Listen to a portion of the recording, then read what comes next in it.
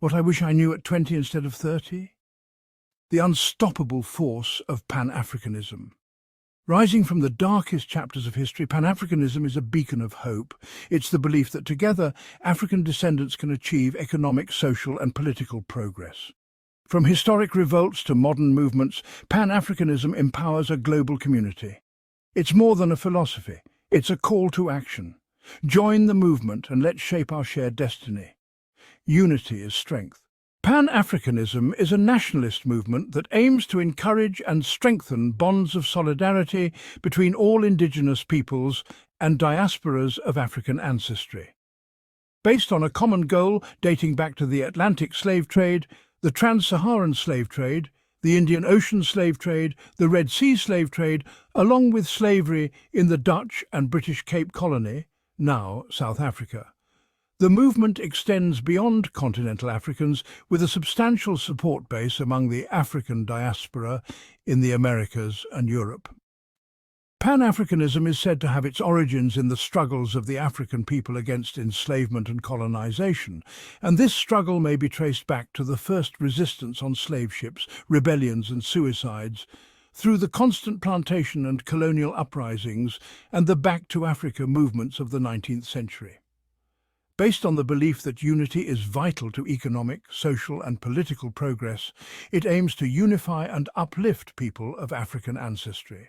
At its core, Pan-Africanism is a belief that African people, both on the continent and in the diaspora, share not merely a common history, but a common destiny.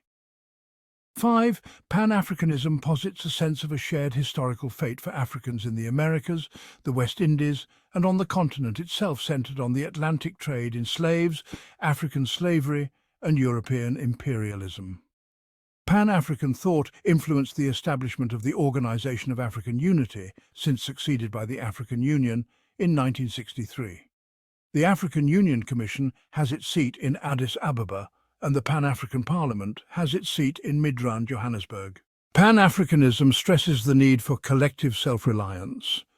Pan-Africanism exists as a governmental and grassroots objective. Pan-African advocates include leaders such as Toussaint Louverture, Jean-Jacques Dessalines, Henri Christophe, François Duvalier, Aimé Césaire, Haile Selassie, Jomo Kenyatta, Edward Wilmot Blyden, Nnamdi Azikiwe, Patrice Lumumba, Julius Nyerere, Robert Sobukwe, Ahmed Sékou Touré, Kwame Nkrumah, King Sobhuza II, Robert Mugabe, Thomas Sankara, Kwame Ture, Dr. John Pombe Magufuli, Muammar Gaddafi, Walter Rodney, Yoweri Kaguta Museveni, grassroots organizers such as Joseph Robert Love, Marcus Garvey, and Malcolm X, academics such as Webb Du Bois, Antenor Firmin, and others in the diaspora. Pan-Africanists believe that solidarity will enable the continent to fulfill its potential to independently provide for all its people. Crucially, an all-African alliance would empower African people globally. Citation needed. The realization of the Pan-African objective would lead to power consolidation in Africa, which would compel a reallocation of global resources as well as unleashing a fiercer psychological energy and political assertion that would unsettle social and political power structures in the Americas. Advocates of Pan-Africanism, i.e. Pan-Africans or Pan-Africanists, often champion socialist principles and tend to be opposed to external political and economic involvement on the continent. Critics accuse the ideology of homogenizing the experience of people of African ancestry. They also point to the difficulties of reconciling current divisions within countries on the continent and within communities in the diaspora. As a philosophy, Pan-Africanism represents the aggregation of the historical, cultural, spiritual, artistic, scientific and philosophical legacies of Africans from past times to the present. Pan-Africanism as an ethical system traces its origins from ancient times and promotes values that are the product of the African civilizations and the struggles against slavery, racism, colonialism, and neo-colonialism. Coinciding with numerous New World slave insurrections, hallmarked by the Haitian Revolution, the end of the 19th century birthed an intercontinental pro-African political movement that sought to unify disparate campaigns in the goal to end oppression. It was diasporic Africans' removal from the continent that enabled them to view it as a whole. 16. Another important political form of a religious Pan-Africanist worldview appeared in the form of Ethiopianism. In London, the Sons of Africa was a political group addressed by Kwabena Ottobah Cugoano in the 1791 edition of his book Thoughts and Sentiments on the Evil of Slavery. The group addressed meetings and organised letter-writing campaigns, published campaigning material, and visited Parliament. They wrote to figures such as Granville Sharp, William Pitt, and other members of the white abolition movement, as well as King George III and the Prince of Wales, the future George IV. Modern Pan-Africanism began around the start of the 20th century. The African Association, later renamed the Pan-African Association, was established around 1897 by Henry Sylvester Williams, who organised the first Pan-African Conference in London in 1900. The Pan-African Congress series of meetings followed 1900's first Pan-African Conference that was held in London. A meeting of the Congress in 1919 in Paris, First Pan-African Congress, 1921 in London, Second Pan-African Congress, 1923 in London, Third Pan-African Congress, 1927 in New York City, Fourth Pan-African Congress, and 1945 in Manchester, Fifth Pan-African Congress, advanced the issue of decolonization in Africa. Among inhabitants of the continent, it was the shared experience of colonial rule and resistance to it that fostered a unified African identity. 16. In the 1930s, Dr. Nnamdi Azikiwe's anti-colonial writings from the United States, Accra and Lagos established him as the most prominent Pan-Africanist in the British West Africa. Then Colonial Secretary Oliver Stanley called Azikiwe, Zeke, the biggest danger of the lot. Zeke drew his inspiration on the Pan-African ideas of West Indians and African Americans such as Edward Wilmot Blyden, Webb Du Bois, and Marcus Garvey, as well as West Africans such as J. E. Casely Hayford and his allies in the National Congress of British West Africa. In his publication Renascent Africa, he offered a vague program for a new Africa, modelled on the new Negro movement articulated by Alain Locke. Outside his writings, Azikiwe actively participated in Pan-African politics, promulgating intellectually, in person around the Black Atlantic, from West Africa and the Caribbean to the United States and Western Europe. The Fifth Pan-African Congress was a significant gathering, which brought together anti-colonial activists from the African continent and the diaspora. Women such as Amy Ashwood Garvey and Amy Jacques Garvey helped to organise the Congress meeting and played a crucial role in the conferences. With the independence of Ghana in March 1957, Kwame Nkrumah was elected as the first Prime Minister and President of the state. Nkrumah emerged as a major advocate for the unity of independent Africa. The Ghanaian president embodied a political activist approach to Pan-Africanism as he championed the quest for regional integration of the whole of the African continent. This period represented a golden age of high Pan-African ambitions. The continent had experienced revolution and decolonization from Western powers, and the narrative of rebirth and solidarity had gained momentum within the Pan-African movement.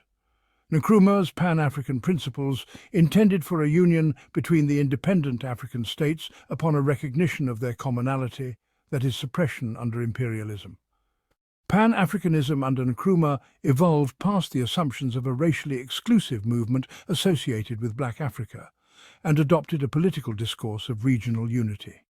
In April 1958, Nkrumah hosted the first All-African Peoples Conference, AAPC, in Accra, Ghana. This conference invited delegates of political movements and major political leaders. With the exception of South Africa, all independent states of the African continent attended: Egypt, Ethiopia, Ghana, Liberia, Libya, Morocco, Tunisia, and Sudan. This conference signified a monumental event in the Pan-African movement, as it revealed a political and social union between those considered Arabic states and the Black African regions. Further, the conference espoused a common African nationalist identity among the states of unity and anti-imperialism. Frantz Fanon, journalist, freedom fighter, and a member of the Algerian FLN party, attended the conference as a delegate for Algeria. Considering the armed struggle of the FLN against French colonial rule, the conference attendees agreed to support the struggle of those states under colonial oppression. This encouraged the commitment of direct involvement in the emancipation of the continent. Thus, a fight against colonial pressures on South Africa was declared, and the full support of the FLN struggle in Algeria against French colonial rule. Point 29, Tom Mboya, a Kenyan trade unionist and anti-colonial activist, also attended this conference. This visit inspired him to increase the pace of political activity aimed at agitating for Kenya's independence. 30. In the years following 1958, Accra Conference also marked the establishment of a new foreign policy of non-alignment between the US and USSR, and the will to establish an African identity in global affairs by advocating unity between the African states on international relations. This would be based on the Bandung Declaration, the Charter of the UN, and on loyalty to UN decisions. In 1959, Nkrumah, President Sékou Touré of Guinea, and President William Tubman of Liberia met at Saniquelli and signed the Saniquelli Declaration, outlining the principles for the achievement of the unity of independent African states whilst maintaining a national identity and autonomous constitutional structure. The declaration called for a revised understanding of Pan-Africanism and the uniting of the independent states. In 1960, the second All-African Peoples Conference was held in Addis Ababa, Ethiopia. 33. The membership of the All-African Peoples Organization, AAPO, had increased with the inclusion of the Algerian Provisional Government, as they had not yet won independence, Cameroon, Guinea, Nigeria, Somalia, and the United Arab Republic. The conference highlighted diverging ideologies within the movement, as Nkrumah's call for a political and economic union between the independent African states gained little agreement. The disagreements following 1960 gave rise to two rival factions within the Pan-African movement, the Casablanca Bloc and the Brazzaville Bloc. In 1962, Algeria gained independence from French colonial rule, and Ahmed Ben Bella assumed the presidency. Ben Bella was a strong advocate for Pan-Africanism and African unity. Following the FLN's armed struggle for liberation, Ben Bella spoke at the UN and espoused for independent Africa's role in providing military and financial support to the African liberation movements, opposing apartheid and fighting Portuguese colonialism. In search of a united voice, in 1963 at an African Summit conference in Addis Ababa, Ethiopia, 32 African states met and established the Organization of African Unity, OAU. The creation of the OAU Charter took place at this summit and defines a coordinated effort to raise the standard of living of member states and defend their sovereignty by supporting freedom fighters and decolonization. Thus was the formation of the African Liberation Committee, ALC, during the 1963 summit. Championing the support of liberation movements was Algeria's President Ben Bella, immediately donated 100 million francs to its finances and was one of the first countries of the organization to boycott Portuguese and South African goods. In 1969, Algiers hosted the Pan-African Cultural Festival on July 21st, and it continued for 8 days. 38. At this moment in history, Algeria stood as a beacon of African and Third World militancy, and would come to inspire fights against colonialism around the world. The festival attracted thousands from African states and the African diaspora, including the Black Panthers. It represented the application of the tenets of the Algerian Revolution to the rest of Africa, and symbolized the reshaping of the definition of Pan-African identity under the common experience of colonialism. The festival further strengthened the standing of Algeria's President Boumediene in Africa and the Third World. After the death of Kwame Nkrumah in 1972, Muammar Gaddafi assumed the mantle of leader of the Pan-Africanist movement and became the most outspoken advocate of African unity, like Nkrumah before him, for the advent of a United States of Africa. It was not until the 7th Pan-African Congress in 1994, which was held in Uganda, that women's issues were specifically addressed. For the first time, the Congress was asked to reflect upon the role and needs of women. In order to organize which women's issues would be raised at the Congress, a pre-Congress women's meeting was held 2 days before. to provide a framework that ensured women's voices and concerns were listened to. More than 300 people, 74% of whom were women, attended the pre-Congress meeting. This meeting was primarily attended by Ugandan women who set their own agenda, which was focused on women's issues such as genital mutilation and the protection of young domestic workers from rape and other abuse. Women participants of the 7th Pan-African Congress moved towards building an agenda for the Pan-African Women's Liberation Organization and met daily during the Congress to discuss the logistics of such a movement. The pre-existing Pan-African Women's Organization primarily consisted of the wives of heads of states, ministers, and other high-ranking women. In the United States, the term is closely associated with Afrocentrism, an ideology of African-American identity politics that emerged during the civil rights movement of the 1960s to 1970s. Although Pan-Africanism called for unity between all those of African ancestry, it missed out almost half of these people by overlooking women's contribution. In the book Pan-Africanism History, Political Figures from Africa and the Diaspora, since 1787, it mentioned 40 Pan-Africanists, of which only 3 were women. Due to the lack of representation paid to women in Pan-Africanism, Clenora Hudson Weems coined the term Afrikaner womanism in the 1980s, which is an ideology that specifically focuses on black women's achievements and gains, similar to the ones mentioned below. Pan-Africanism has seen the contribution of numerous female African activists throughout its lifespan, despite the systemic lack of attention paid to them by scholars and male Pan-Africanists alike. Amy Jacques Garvey, who founded the international newspaper Negro World, was heavily involved in other Pan-Africanism organizations such as the anti-colonial and anti-imperialist International African Service Bureau. She also helped organize the 5th Pan-African Congress. Amy Jacques Garvey used her platform to spread Pan-Africanism globally and used her position as editor for the Negro World to write a column called Our Women and What They Think, dedicated to black women. Claudia Jones was another Pan-Africanist. In order to fight against racism towards black people in Britain, Jones set up the West Indian Gazette, which sought to cover topics such as the realities of South African apartheid and decolonization. 43 notable male Pan-Africanists, such as Kwame Nkrumah, were influenced by Jones as she incorporated Marxist, Leninist philosophy into Pan-Africanism.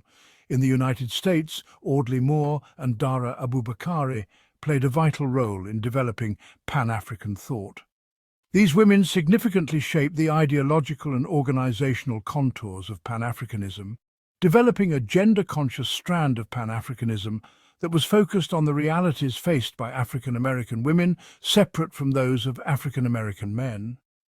Both Moore and Abubakari were prominent members of the Universal Association of Ethiopian Women in Louisiana, which engaged in anti-colonial activities, welfare rights, and Pan-Africanist activism. In 1972, Moore was a featured speaker at the All-Africa Women's Conference in Dar es Salaam, where she encouraged solidarity among women across the continent and demanded the inclusion of African-American women into the conversation, emphasizing that they too were committed to liberating Africa. In the Caribbean, Peggy Antrobus lobbied policymakers to highlight that Caribbean women were the poorest in the Caribbean, and that UNICEF was the first international organization to draw attention to the negative impact of structural adjustment on the poor, particularly women. Alice Victoria Alexander Kinloch was born in 1863 in Cape Town, South Africa, before her family moved to Kimberley. The racist and segregated environment shaped her activism on systemic oppression in South Africa. In June 1885, she married Edmund Ndosa Kinloch, a diamond miner who worked at the De Beers mining compound in Kimberley. She witnessed the degrading working conditions of the compound premised upon the exploitation of black South Africans, such as the practice of making hundreds of black miners attend work naked to ensure diamonds were not being stolen. Kinloch wrote 2 articles in 1896, after moving to Britain in 1895, for the society named The Recognition of the Brotherhood of Man, which was well received and earned her high praise from the editors. Her experiences and clear articulation of the South African political situation, both through literature and speeches, resonated with the British liberal intelligentsia. Kinloch frequently made efforts to engage in dialogue with activist groups in England. She spoke at Newcastle, York and Manchester for the Aborigines Protection Society, which led to a resolution being passed that demanded the British government to end racial oppression in South Africa. Kinloch's detailed accounts of the nature of black oppression in Africa was unprecedented for these organisations, who rarely had the opportunity to hear first-hand accounts of the African political situation. Now fully engrossed in the British anti-colonial dialogue, she wrote a 19-page pamphlet on the diamond trade in South Africa was in 1897. Her views were beginning to become distinctly Pan-African in their calls for an end to continental dehumanization. Kinloch's main contribution to Pan-Africanism, however, was in her co-founding of the African Association in 1897 with lawyers Henry Sylvester Williams and Thomas J. Thompson, where they and 11 or 12 others gathered at the Charing Cross Mansions Hotel in London. Kinloch served as treasurer, but in 1898 returned to South Africa with her husband. 2 years later, the African Association led the Pan-African Conference, which was widely regarded as the beginning of 20th century Pan-Africanism. Dr. Shepo Mavulani Molloy calls Kinloch the founding mother of Pan-Africanism. Jean-Martin Cissé was instrumental in the independence of Guinea and in bringing African women's rights to the forefront of the colonial debate, for example, influencing Guinea's protection of women's rights enshrined in its constitution. Central to Cissé's work was the idea that the UN could provide an international framework that would protect African girls and women from issues such as forced marriage. 49. In response to rapidly increasing birth rates, while in government she stressed the importance of family planning and legislated sex education in Guinea's primary schools, despite strong opposition from the Muslim-majority population. In an article written in 1979 on the family dynamic in Africa, Cissé makes unprecedented criticisms of the forced role of mothers in brainwashing their daughters to follow prescriptive gender roles. She was also instrumental in the 1968 legislation in Guinea, which outlawed polygamy, believing it would effectively combat the widespread abandonment of families by fathers, thus relieving the physical burden mothers faced in Guinea. On the international level, Cissé was the first African president of the United Nations Security Council in 1972 and succeeded in passing 2 resolutions condemning Israel's aggression against Palestine and apartheid in South Africa. She also drafted and helped pass the UN Convention on Consent and Minimum Age for Marriage in 1964, which provided a wide framework for legislation across Africa. Funmilayo Ransome-Kuti, FRK, was born in 1900 and studied in England in 1922. She returned to her hometown of Abeokuta in the Ogun State region of Nigeria, where she began her extensive work in Nigerian and international activism. Her achievements were unprecedented, being the first woman with a top-ranking position in a leading political party, the National Council of Nigeria and the Cameroons, the first woman to drive a car in Nigeria, and the first African woman to travel to the Eastern Bloc, visiting China and Russia during the Cold War. Her son, Fela Kuti, became a world-renowned musician and founder of the genre called Afrobeat, a political musical movement that was intensely Pan-African. Scholars who study the life of FRK and her son conclusively agree that she was the main political influence on the Pan-African and political dimension to his music. In 1949, FRK founded and led the Nigerian Women's Union, which in 1953 changed its name to the Federation of Nigerian Women's Societies, rallying for interregional unity among women's movements in Nigeria. Subsequently, she was courted by international movements for women's rights such as the Women's International Democratic Federation, WIDF, and the Women's International League for Peace and Freedom. She also became embroiled in the politics of Ghana, where she became a friend of the leading African voice on Pan-Africanism, and President of Ghana, Kwame Nkrumah, who credited her with being an inspiration to the Ghana Women's Association. 55. One of her most notable contributions was the formation of the Abeokuta Ladies Club. This was a collective of Nigerian market women whose powerful economic position in Abeokuta sought to influence the colonial policy which destroyed their ability to make money and remain independent. By the 1940s, more than 20,000 women had a membership. She changed the name to the Abeokuta Women's Union, marking the movement towards direct activism. For example, in November 1947, she was responsible for organizing demonstrations that as many as 10,000 women participated. She continued to organize for women's rights all her life until in 1977, when a government raid conducted in response to her son Fela Kuti's activism led to her being thrown from a second-story window. She died from her injuries in 1978. Since the onset of the digital revolution, the Internet and other similar media have facilitated the growth of many core Pan-African principles by strengthening and increasing connections between people across the diaspora. Although Internet penetration rates remain below the world average, roughly 43% of the population of Africa uses the Internet and social media, with Facebook, Twitter and YouTube being among the most popular social networking sites. The ability to connect with people thousands of miles away has allowed these platforms to become places where people across the continent and diaspora have attempted to manufacture a collective African identity. Twitter has been one of the biggest sites where this production is taking place. In July 2015, Botswana's satirical writer and speaker Siyanda Mahutsiwa posed a question on her Twitter account that led to the creation of the hashtag #IfAfricaWasAbar. After 1 week, more than 60,000 tweets with the hashtag were created, which allowed users on the platform to grapple with a vision of widespread African interaction throughout the continent. Nigerian artist Burna Boy's guiding philosophy is Pan-Africanism, as he firmly believes in rebuilding bridges with the African diaspora, viewing Africa as the mother continent and birthplace of humankind. The intersection between the digital media revolution and Pan-Africanism has also had implications for the education sector. Pan-African organizations have used the internet and digital media to produce educational content for both children and adults in an effort to improve learning outcomes across the continent.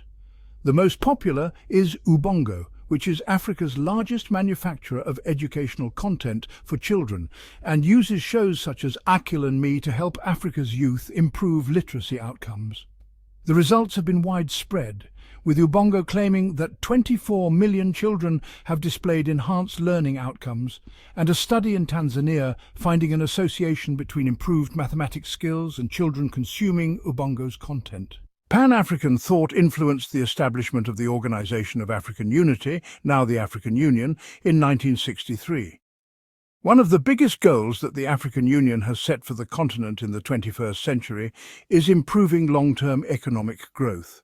Major steps have been taken to address this issue, particularly with the creation of the African Continental Free Trade Agreement, AfCFTA. The establishment of this free trade zone connects nations throughout the continent that together have a GDP of upwards of $2.5 trillion. The emergence of C-19 has delayed its implementation, but in the long term, the African Union hopes that the agreement will spur industrialization, substantially boost trade, and contribute to increasing economic integration throughout the continent. The African Union has also sought to make changes on policies involving movement within the continent.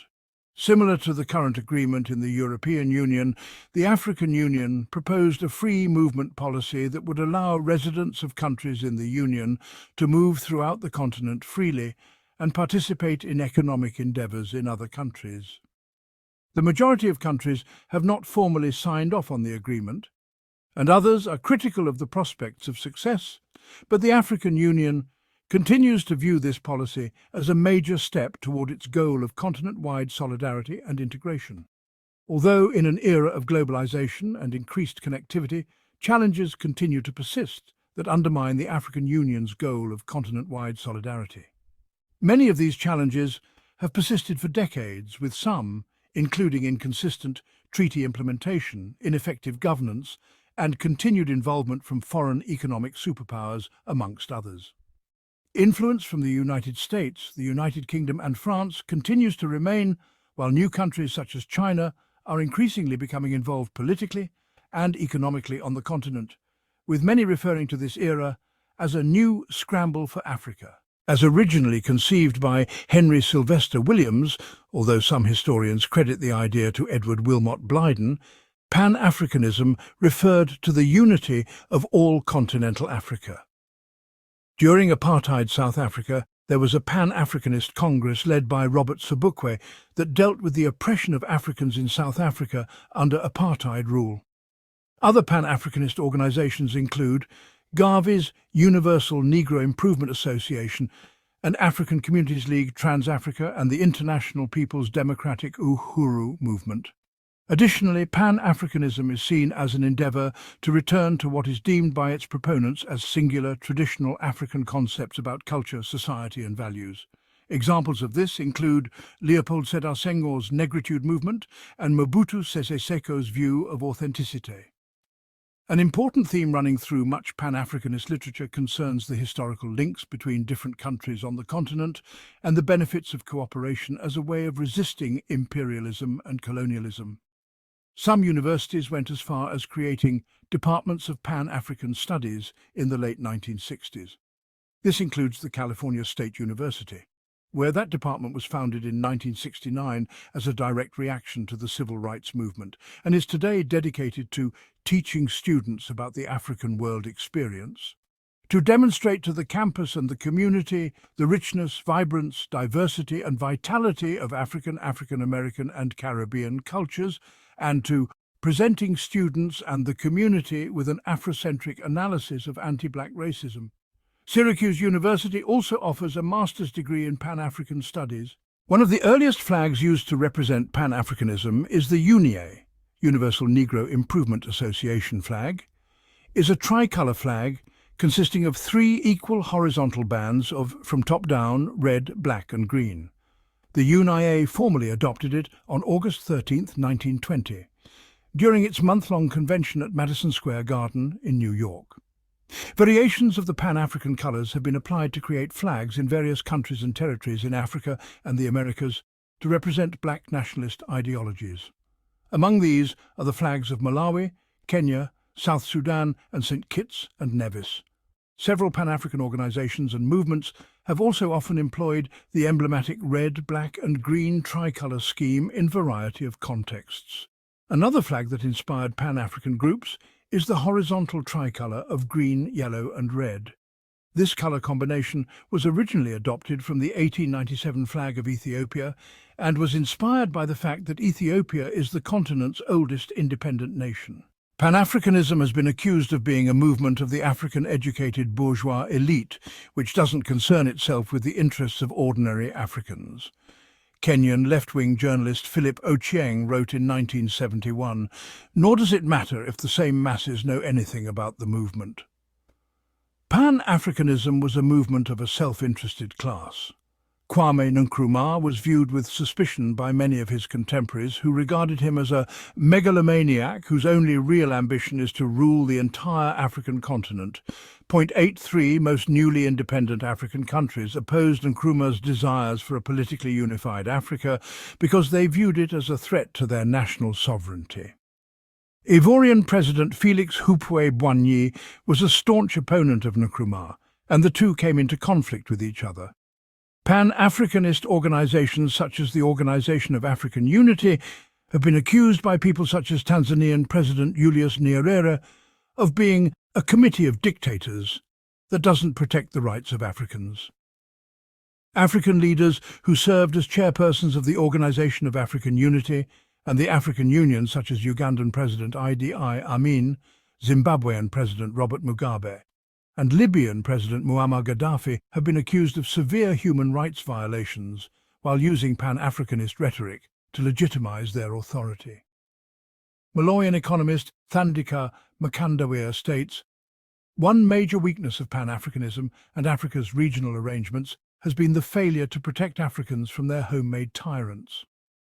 Pan-Africanism has not been seen as reinforcing and guaranteeing people's rights as citizens of their respective nations.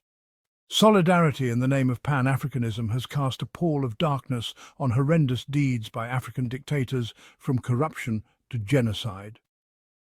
Another criticism of Pan-Africanism is that it is irrelevant for contemporary issues affecting post-colonial Africa, and it is thus stuck in the past. Pan-Africanism has been accused of placing too much focus on a superficial monolithic African or black identity, while ignoring the complex ethno-religious differences and conflicts that exist among Africans, especially in Nigeria, where independence leaders abandoned national unity after independence in favour of promoting the interests of their own ethnic groups over others. And it has been noted that the ideology relies on constructing a common foe, such as colonialism, in order to maintain its relevance and legitimacy.